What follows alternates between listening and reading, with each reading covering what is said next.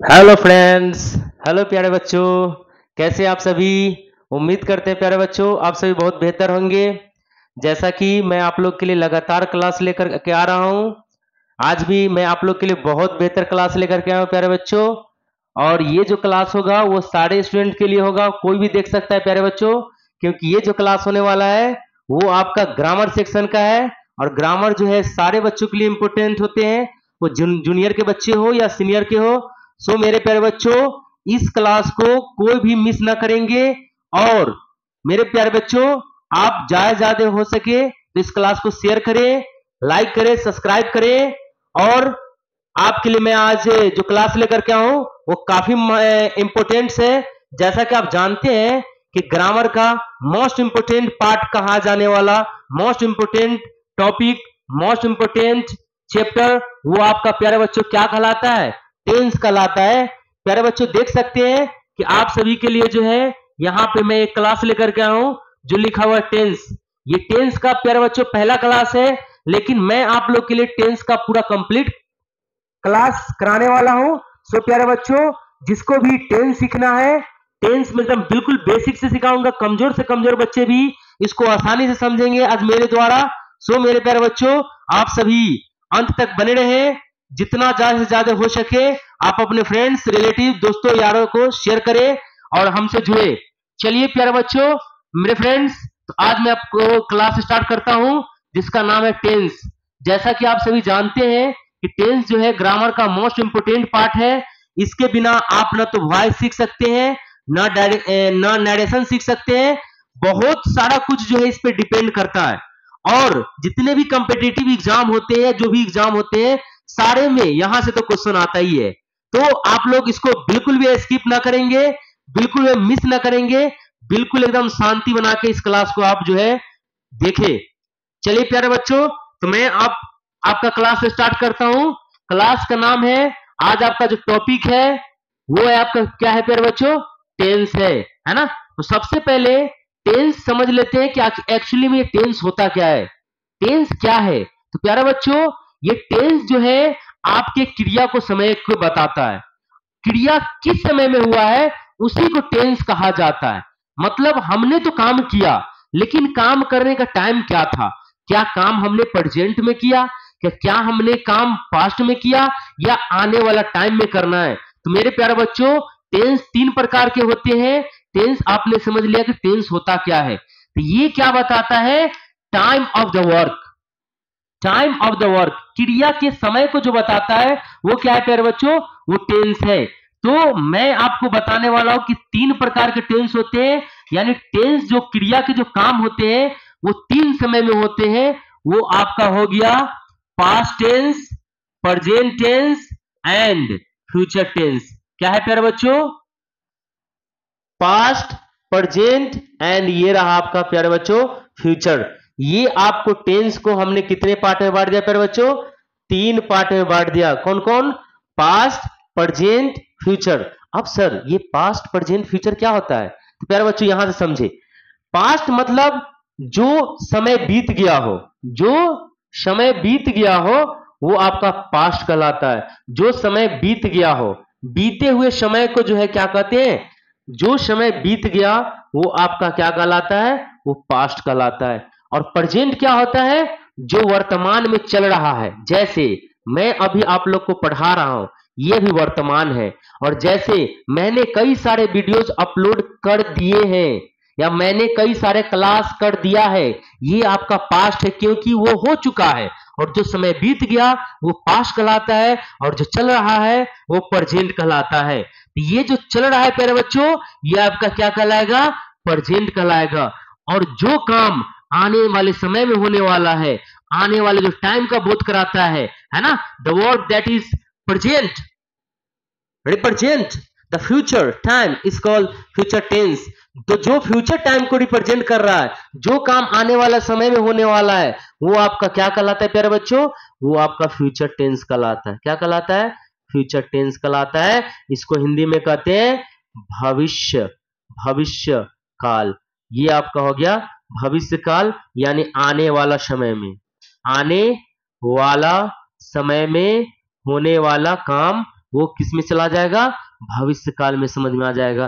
तो उम्मीद करते हैं प्यारे बच्चों यहां तक क्लियर हो गया कि टेंस क्या होता है, टेंस के कितने टाइप है, और उस टाइप में प्रेजेंट क्या होता है, पास्ट क्या होता है, फ्यूचर क्या होता है। इतना तक उम्मीद करते हैं कि प्यारे बच्चों आप लोग ने बिल्कुल बेहतर तरीके से समझ लिया होगा। चलिए अब हम लोग क्लास का आगे बढ़ते हैं, और क्लास के आगे में आपका स्टार्ट होता है।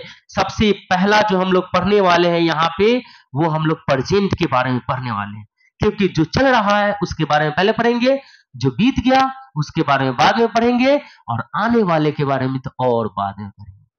आने वाला क्या पता आए या ना आए।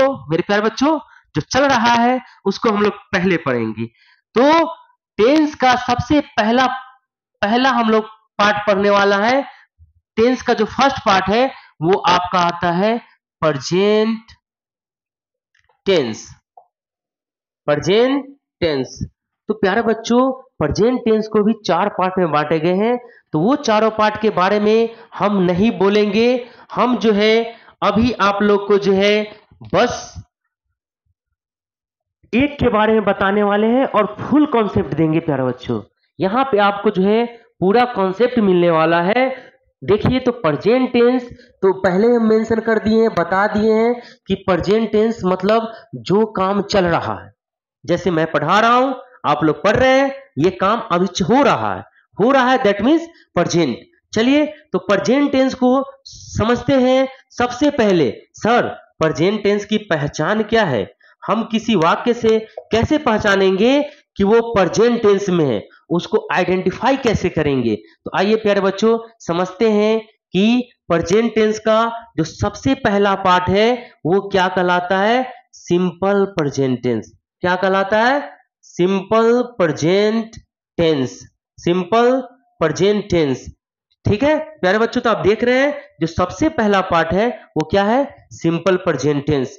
अब ये सिंपल प्रेजेंट टेंस की पहचान क्या होता है सर, कैसे जानेंगे। इंग्लिश में एक सेंटेंस है, उसको कैसे पहचानेंगे कि वो सिंपल प्रेजेंट टेंस में।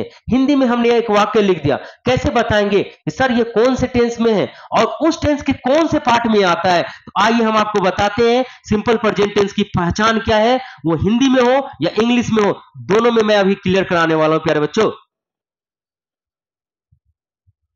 तो ये रहा आपका सिंपल प्रेजेंट टेंस। इसका पहचान को हम लोग समझ लेते हैं कि सर सिंपल प्रेजेंट टेंस की पहचान क्या है। हिंदी की बात करें तो हिंदी में पहचान है, आपको हिंदी वाक्य के क्रिया के अंत में, हिंदी वाक्य के क्रिया के अंत में क्या मिलेंगे, ता है, ती है, ता हूं, ते है, ये सारे चीज आपको क्या मिलने वाले हैं, हिंदी में पहचान। अगर कोई भी वाक्य आपको देखने में लगे इसमें क्रिया है और क्रिया के अंत में क्या है, ता है, ती है, ताहू, ते है, तो प्यारे बच्चों ये कंफर्म हो लेना है कि ये प्रेजेंट टेंस के सिंपल प्रेजेंट टेंस का वाक्य है। प्रेजेंट टेंस के सिंपल प्रेजेंट टेंस का ये वाक्य है। इसका पहचान आपको ये है, क्रिया के अंत में ता है, ती है, ताहू। ये उम्मीद करते हैं क्लियर हो गया होगा। चलिए सर अब इंग्लिश में कैसे पहचानेंगे वो मैं अभी देखने वाला हूं। इंग्लिश में पहचान क्या होता है कि सर हिंदी में तो समझ में आ गया कि क्रिया के अंत में ता है, ती है, ताहू, तो वो हिंदी में हो गया सर। अब आप हमें बताइए इंग्लिश में पहचान क्या है। तो प्यारे बच्चों इंग्लिश में आपको मिलेंगे सब्जेक्ट, वर्ब का फर्स्ट फॉर्म, वर्ब का fifth form plus object plus other, ये आपको मिलने वाले हैं इंग्लिश में, है ना। आप कोई भी सेंटेंस इंग्लिश में लिखा हो, आपको ये पहचान में आ जाना चाहिए कि हाँ सर मैंने देखा कि उस सेंटेंस में सब्जेक्ट है, वर्ब का फर्स्ट फॉर्म है, या वर्ब का फिफ्थ फॉर्म है, या फिर ऑब्जेक्ट और अदर, ये सारा चीज अगर किसी सेंटेंस में आते हैं तो इससे क्लियर हो जाना है कि ये सर ये तो परफेक्ट ही आपका सिंपल प्रेजेंट टेंस का सेंटेंस है। तो प्यारे बच्चों हमने अभी वाक्य को हिंदी में भी पहचानना सीख लिया, इंग्लिश में भी पहचानना सीख लिया। अब सर बताइए कि ये बने कैसे, इसको हम लोग बनाएंगे कैसे। चलिए प्यारे बच्चों तो आज हम सिंपल प्रेजेंट टेंस को सारे टाइप के वाक्य जो होते हैं उसको लिखना सीखते हैं और उसमें कितने टाइप्स आते हैं वो सबको एक एक टाइप में हम लोग क्लियर करेंगे। ठीक है प्यारे बच्चों, तो बिल्कुल अभी बने रहेंगे, अंत तक बिल्कुल बने रहेंगे। चलिए हम लोग ये समझ में आ गया कि सर आप बता दीजिए आप सब्जेक्ट क्या होता है। सब्जेक्ट यानी डूअर इन द सेंटेंस, वाक्य में जो करने वाला होता है वो प्यारे बच्चों वो सब्जेक्ट कहलाता है। करने वाला को हम सब्जेक्ट कहते हैं। जैसे my friend is going to market, मेरा दोस्त बाजार जा रहा है। यहाँ पे बाजार जाने का काम कौन कर रहा है? मेरा friend. So here my friend is subject, मेरा दोस्त क्या हो गया? सब्जेक्ट हो गया, कर्ता हो गया। तो ये क्या होता है प्यारे बच्चों? करने वालों को कहते हैं। डूअर को क्या कहते हैं? सब्जेक्ट कहते हैं। डूअर इन द सेंटेंस, वाक्य में करने वाले को ही सब्जेक्ट कहा जाता है, कर्ता कहा जाता है। तो ये क्लियर हो गया कि सब्जेक्ट किसको कहा जाता है। सब्जेक्ट आपका आई, वी, यू, ही, से, दे, बॉयज, गर्ल्स कुछ भी हो सकता है ना। जो वाक्य में करने वाला है वो आपका सब्जेक्ट हो जाए। क्लियर? चलिए अब बात करते हैं सर इसको बता दीजिए। तो वर्ब तो सबको पता होगा, वर्ब तो सबको पता होगा, वर्ब तो सबको पता होगा कि वर्ब किसको कहते हैं। तो वर्ब कहते हैं एक्शन को, है ना। Verb is a word which shows an action, position और स्टेट। वर्ब उसको कहते हैं जो काम के क्रिया को बताता है, जो किसी क्रिया को बताता है, काम को बतलाता है, उसके बाद जो है उसकी अवस्था को बतलाता है, उसके अधिकार को बतलाता है, तो वो वर्ब आता है। लेकिन हम लोग यहाँ पे वर्ब में ओनली किसको मेंशन करेंगे? एक्शन को, है ना। एक्शन में क्या हो जाएगा? जैसे प्ले खेलना एक्शन है ना। डांस एक्शन है। ठीक है, तो यहाँ पे हम लोग स्टेट और पोजीशन को मेंशन नहीं करेंगे क्योंकि टेंस में केवल एक्शन आते हैं। तो प्यारे बच्चों उम्मीद है कि यहां तक क्लियर हो गया होगा, वर्ब समझ में आ गया। और उसके बाद क्या आता है प्यारे बच्चों? ऑब्जेक्ट। क्या आता है? ऑब्जेक्ट। तो कर्ता काम करता है तो उसका प्रभाव जिस पे पड़ता है वो आपका ऑब्जेक्ट कहलाता है, वो आपका कर्म कहलाता है। क्या कहलाता है? कर्म कहलाता है। कर्म मतलब कि क्रिया का प्रभाव जिस पे पड़ रहा है। जैसे मैं रोटी खा रहा हूं तो खाने का प्रभाव रोटी पे पड़ रहा है, रोटी खत्म हो रहा है ना। दैट मीन्स यहाँ पे ब्रेड क्या हो गया? वो ऑब्जेक्ट हो गया। क्लियर है? और अदर का मतलब उसके बाद जो कुछ भी आएंगे वो सब अदर कहलाएंगे। यानी ओवरऑल देखें तो हमें सेंटेंस में तीन चीजों को देखना है। आप देखिए सब्जेक्ट है, यस। V1 V5 है, यस। ऑब्जेक्ट है। अगर ये तीन चीज आता है देन आप श्योर हो जाओ कि वो किस टेंस में आएगा? प्रेजेंट टेंस के सिंपल प्रेजेंट टेंस में आने वाला। क्लियर है प्यारे बच्चों? चलिए तो अब हम इस क्लास को थोड़ा और आगे बढ़ाते हैं। हमने हिंदी में पहचान समझ में आ गया, इंग्लिश में पहचान समझ में आ गया। चलिए अब थोड़ा हम लोग इसके सेंटेंस को समझ लेते हैं विथ एग्जांपल। एक एक सेंटेंस को हम समझेंगे। अब एक चीज हमें यहाँ पे प्रॉब्लम होने को है, सर आपने बताया कि सब्जेक्ट V1 या V5, लेकिन सर मैं V1 V5 की पहचान कैसे करूंगा? या फिर सर ये बताएं कि वर्ब फर्स्ट और वर्ब 5 का सेकंड, वर्ब 5 का यूज कहां होने को है। तो आओ प्यारे बच्चों, मेरे प्यारे बच्चों, आइए हम समझते हैं कि V1 वर्ब का फर्स्ट फॉर्म एंड वर्ब का फिफ्थ फॉर्म, V5 का यूज कहां करने वाले। ठीक है, एक एक चीजों को देखिएगा। V1 जो होता है वो वर्ब का मेन फॉर्म होता है। इसी को रूट फॉर्म भी कहा जाता है क्योंकि V1 ही से ही कोई वर्ब बना। रूट जड़ से ही तो सब कुछ निकला है ना, तना वगैरह सब कुछ। सो V1 आपका यहां पे क्या है? वो मेन फॉर्म है, रूट फॉर्म है, क्योंकि इसी से सबका शुरुआत हुआ है। तो ये क्या हो जाएगा? V1 आपका वर्ब का मेन फॉर्म हो जाएगा, या इसी को आप रूट फॉर्म भी कह सकते हैं क्योंकि स्टार्टिंग तो यहीं से हुआ है। तो ये आपका रूट फॉर्म भी कहलाएगा प्यारे बच्चों।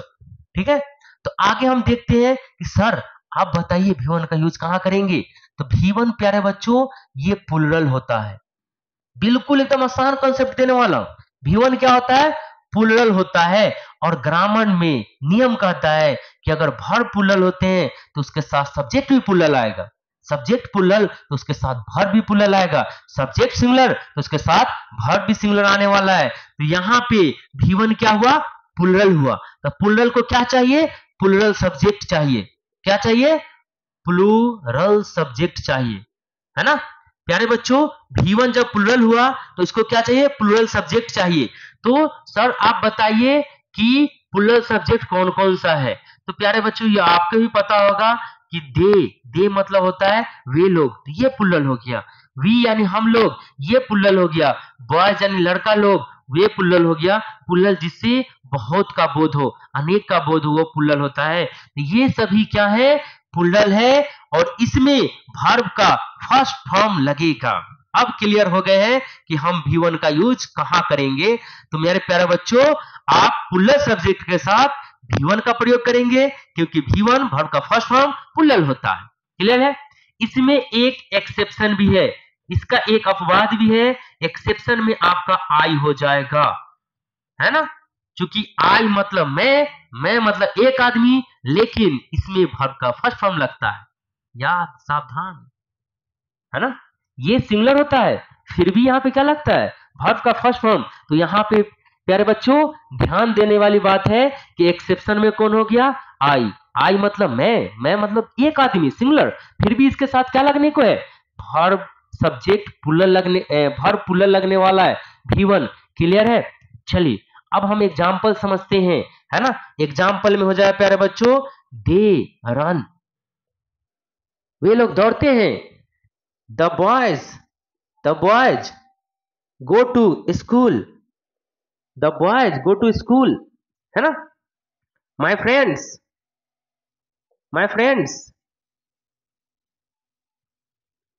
It food. अब मेरे प्यारे बच्चों आइए हम इस सेंटेंस पे, 3 सेंटेंस हमने आपके लिए ले लिया है। हाँ एक आई वाला भी ले लेते हैं। I write a letter, I write a letter. तो यहाँ पे इसको भी समझ लेना है प्यारे बच्चों, आई राइट अ लेटर। अब एक देखते हैं, दे रन, तो यहाँ पे क्या आ रहा है, दे प्लूरल सब्जेक्ट आ रहा है। रन V1 ये प्लूरल हो गया, तो plural subject plural verb. Clear, very simple, है ना। क्लियर है। ओके, द बॉयज ये प्लूरल सब्जेक्ट हो गया, तो यहाँ V1 प्लूरल, है ना। यहाँ पे क्या आया, द बॉयज सब्जेक्ट प्लूरल, तो V1 ये भी प्लूरल, है ना, आसान। और उसके बाद ये आपका स्कूल ऑब्जेक्ट हो जाएगा। नेक्स्ट, माय फ्रेंड्स मेरे दोस्त लोग, तो ये प्लूरल हो गया, ये क्या है, प्लूरल सब्जेक्ट है। तो यहाँ पे इट V1 ये भी क्या हो गया, प्लूरल हो गया, है ना। इतना आसान, टेंस बहुत इजी है प्यारे बच्चों, आपको समझ का फेर है एकदम, बिल्कुल भी इसमें मिस नहीं करना है, सबको सीखना है प्यारे बच्चों। मेरा एजुकेशन चैनल्स एजुकेशन हब में आने का रीजन भी यही है कि मैं ज्यादा से ज्यादा बच्चों को इस ऑनलाइन एजुकेशन प्लेटफॉर्म के द्वारा सिखाना चाहता हूं, पढ़ाना चाहता हूं। सो मेरे प्यारे बच्चों बिल्कुल ज्यादा से ज्यादा लोगों को इसको शेयर करना है। चलिए, तो आपने सर सीख लिया कि V1 का यूज कहां करेंगे। हाँ प्यारे बच्चों मैं आपको एक बात और बता देता हूं कि अभी हमने जो भी सेंटेंस लिखा है, हमने आपके पास 3-4 सेंटेंस लिख रखा है। ये सभी सेंटेंस क्या है, तो ये सभी सेंटेंस ये पॉजिटिव सेंटेंस है, एसेटिव सेंटेंस है, स्टेटमेंट है। क्या है प्यारे बच्चों, स्टेटमेंट है, सकारात्मक वाक्य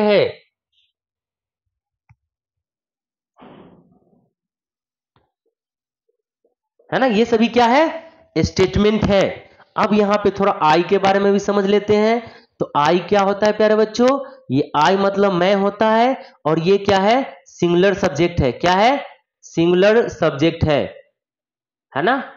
लेकिन यहां इसके साथ क्या लगा है, V1 ये प्लूरल लग गया है। तो मैं पहले ही बता चुका हूं कि जो आई होता है वो क्या होता है, वो सिंगुलर होता है, लेकिन उसमें वर्ब प्लूरल लगता है। Now it is clear, of course it is clear. चलिए तो आगे बढ़ते हैं। अब हम समझ लेते हैं कि सर V5 का प्रयोग कहां करें। V1 तो क्लियर हो गया सर, अब V5 का आप प्रयोग को बता दीजिए तो बहुत अच्छा रहेगा। आइए प्यारे बच्चों हम लोग देखते हैं यूज ऑफ हाँ, तो आइए अब हम लोग देखते हैं V5 का यूज, V5 का प्रयोग कैसे करें।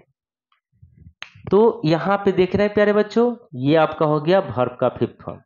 तो आपको बता देते हैं कि वर्ब फर्स्ट में, चूंकि मैंने पहले ही बता दिया है कि वर्ब वन जो होता है वो रूट फॉर्म होता है।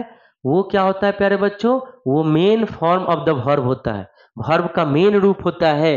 तो V5 बनाने हैं तो V1 में एस या ES जोड़ दीजिए तो क्या बन जाएगा, V5 बन जाएगा, है ना।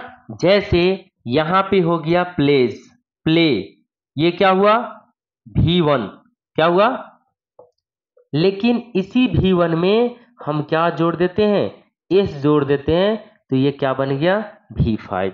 गो क्या हुआ, V1, गो क्या हुआ, V1, इसी में ES जोड़ देते हैं तो क्या बन जाएगा, V5। यानी प्यारे बच्चों यहां से क्लियर होता है कि अगर वर्ब के V1 में, वर्ब के फर्स्ट फॉर्म में एस या ES जोड़ने से V5 बन जाता है। और मैं आपको बता दूं कि वर्ब का जो पांचवा रूप होता है ये सिंगुलर होता है। ये क्या होता है, सिंगुलर होता है। अब जब प्यारे बच्चों ये V5 सिंगुलर होता है तो इसके साथ में सब्जेक्ट कैसा लगेगा, सिंगुलर सब्जेक्ट लगेगा। क्या लगेगा, सिंगुलर सब्जेक्ट। अब सर सिंगुलर सब्जेक्ट कौन होता है, तो सिंगुलर सब्जेक्ट होता है ही, वह, कोई एक लड़का, कोई एक आदमी। She singular, boy singular, cow singular, dog singular. ये सभी क्या है, भी सिंगुलर सब्जेक्ट है। और सिंगुलर सब्जेक्ट का यूज किसके साथ होगा, किसके साथ होगा, सिंगुलर वर्ब के साथ होगा, है ना। तो जब भी हम लोग ये सब सब्जेक्ट का यूज करेंगे तो इसमें क्या लगाएंगे, V5 लगाएंगे। V5 प्यारे बच्चों कैसे बनता है, V1 में जब हम S या ES ऐड कर देते हैं तो क्या बन जाता है, V5 बन जाता है। उम्मीद है कि आपको यहां तक बेहतर क्लियर होगा। चलिए अब हम सेंटेंस के द्वारा समझते हैं इसको। चलिए बेटा दे,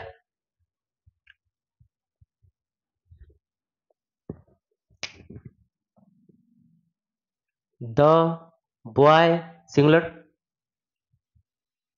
reads a story.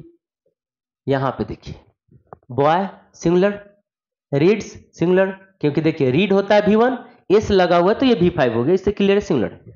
The boy reads a story, लड़का किताब पढ़ता है, क्लियर है ना। माई मदर कुक नहीं, कुक्स, माई मदर कुक्स फूड। यहां देखिए माई मदर सिंगुलर तो कुक्स सिंगुलर बन गया, माई मदर सिंगुलर तो कुक्स सिंगुलर। चलिए माई टीचर,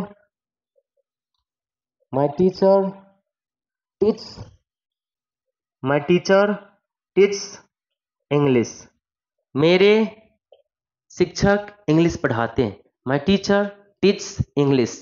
तो यहाँ पे आपको समझ में आ गया कि हम लोग क्या करते हैं, सिंगुलर अगर सब्जेक्ट होगा, सिंगुलर अगर सब्जेक्ट होगा तो क्या लगाएंगे, सिंगुलर वर्ब लगाएंगे। Singular subject singular verb, singular subject singular subject singular verb, singular subject singular verb. Object में आप अपने अकॉर्डिंग कुछ भी चूज किया जा सकता है, या फिर ऑब्जेक्ट वो डिपेंड करता है सेंटेंस में कि किसके बारे में सेंटेंस है ना। ये क्लियर हो गया कि सिंगुलर सब्जेक्ट होगा तो क्या लगेंगे प्यारे बच्चों, सिंगुलर वर्ब लगेगा। तो उम्मीद करते हैं कि आपको सिंपल प्रेजेंट टेंस क्लियर हो गया होगा।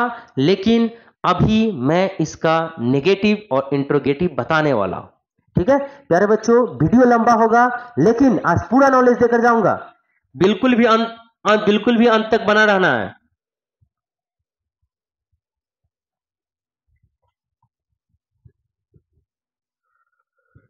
प्यारे बच्चों तो अब देखते हैं, हमने स्टेटमेंट देख लिया। अब स्टेटमेंट का सेकेंड टाइप आता है नेगेटिव। प्यारे बच्चों नेगेटिव सेंटेंस बनाने के लिए हमें हेल्पिंग वर्ब चाहिए। Is, am, are, was, were, do, does, have, has, can, could, ये सारे चीज चाहिए। तो सर आपने इतना बता दिया, यहाँ पे क्या लगने वाला वो बताइए।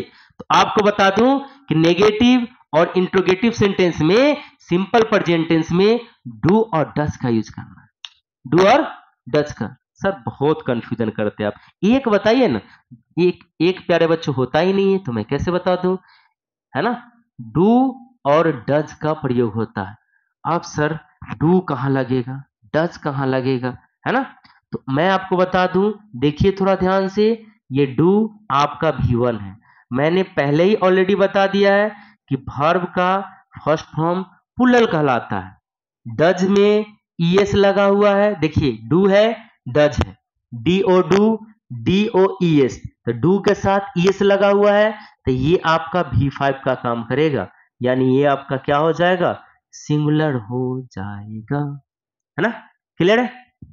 तो यहां पे देखिए डू V1, तो ये क्या होगा, प्लूरल सब्जेक्ट के साथ लगेंगे। डज V5 किसके साथ लगेंगे, सिंगुलर सब्जेक्ट के साथ। और जब डू से क्लियर हो गया कि प्लूरल है, डज से क्लियर हो गया कि सिंगुलर है, तो फिर वर्ब को, मेन वर्ब को सिंगुलर और प्लूरल करने की जरूरत नहीं है। जैसे मैं आपको एग्जांपल के थ्रू समझाना चाहता हूं, है ना। सोनू सिंगुलर है, तो Sonu does not eat, Sonu नहीं खाता है, ये हो गया इसका। दे, वे लोग, तो प्लूरल है, तो do not, they do not read a book, वे लोग किताब नहीं पढ़ते हैं, तो दे प्लूरल हुआ, डू लग गया। सोनू सिंगुलर हुआ, डज लग गया, है ना। नेगेटिव बनाना है तो नॉट लगाना होगा, वेरी सिंपल। तो उम्मीद है कि आपको नेगेटिव भी क्लियर हो गया होगा, ठीक है। नेगेटिव में क्या लगाने हैं, डू डज लगाने हैं। डू किसके साथ, सिंगुलर सब्जेक्ट के साथ। डज किसके साथ, सॉरी, डू किसके साथ, प्लूरल के साथ। डज किसके साथ, सिंगुलर सब्जेक्ट के साथ। चलिए हम नेगेटिव को मिटा देते हैं, है ना। अब बात करते हैं, सर आपने स्टेटमेंट बता दिया, आपने नेगेटिव बता दिया, सर आप क्वेश्चन भी बता दिए। तो बिल्कुल प्यारे बच्चों, अभी देखें क्वेश्चन को हम, बिल्कुल क्वेश्चन वाले सेंटेंस होंगे तो उसको कैसे बनाएंगे। तो प्यारे बच्चों क्वेश्चन दो टाइप का होता है, एक होता है यस नो क्वेश्चन, जिसका जवाब केवल हम हाँ और ना में देते हैं, और एक को कहा जाता है WH क्वेश्चन। एक को क्या कहा जाता है प्यारे बच्चों, WH क्वेश्चन कहा जाता है, जिसका जवाब हम यस नो में नहीं देते हैं। क्या तुम खुश हो, तब मेरा जवाब हो यस और नो। लेकिन मैं पूछूंगा आपके पिताजी का क्या नाम है, तुम कौन से गांव में रहते हैं, तो क्या इसका जवाब यस और नो में होगा, तो बिल्कुल भी नहीं होगा। तो इसका जवाब देने के लिए हम WH question, WH word, what means क्या, वेयर मीन्स कहां, वाई मतलब क्यों,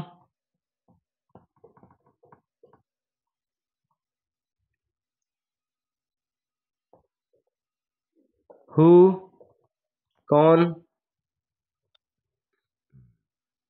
हाउ कैसे, ये सब मेरा क्वेश्चन वर्ड है, जिसका जिसका यूज करते हैं हम लोग क्वेश्चन पूछने के लिए। कौन से क्वेश्चन, जिसका जवाब हम लोग यस और नो में नहीं दे सकते। लेकिन सर यस नो में, यस नो में का यूज कहाँ होता है, यस नो क्वेश्चन का हम यूज वहां करते हैं जिसका जवाब केवल और केवल यस और नो में देते हैं, है ना। तो यस नो में क्या करने हैं, आपको सबसे पहले हेल्पिंग वर्ब डू या डज लगा देने हैं। अब क्या करने हैं सर, सब्जेक्ट लगा देने हैं। अब क्या करने हैं, ऑब्जेक्ट लगा देने हैं, और लास्ट में क्वेश्चन मार्क देना न भूले, इससे भी गलती हो सकता है ना।